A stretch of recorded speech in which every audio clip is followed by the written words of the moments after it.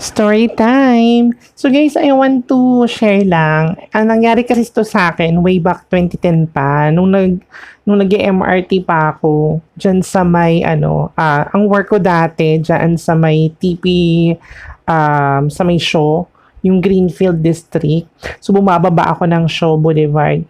Tapos, kasi ako galing QC ako. So, ang sakay ko niyan, kung hindi sa SM North, ang sakay ko niyan ay bandang GMA, ganyan. So, sumasakay ako ng MRT. Alam niyo guys, pasok ko kasi minsan, nung panahon na yun is yung training pa, bandang hapon ako nagte-travel. Sobrang rush hour, sobrang dami ng tao.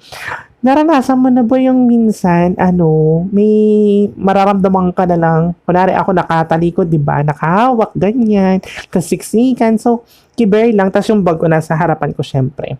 So, ganyan. May mga times na nararamdaman ko may nasa likod ko, ganyan. Tapos minsan, ano mo yun? So, syempre sa may, natin, bottom natin, di ba? Minsan nararamdaman mo dyan sa may sa may butt natin, minsan may gumaganong gano'n. May kumikis-kis-kis-kis, tapos naloloka ako, ba't gano'n? There's something hard, ganyan.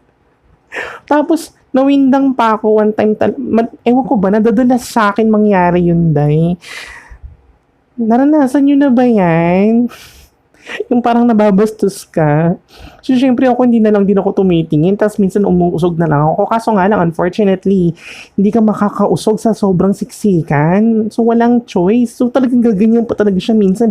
Parang gusto ko na niyang yakapin. Naranasan niyo na ba yun, guys?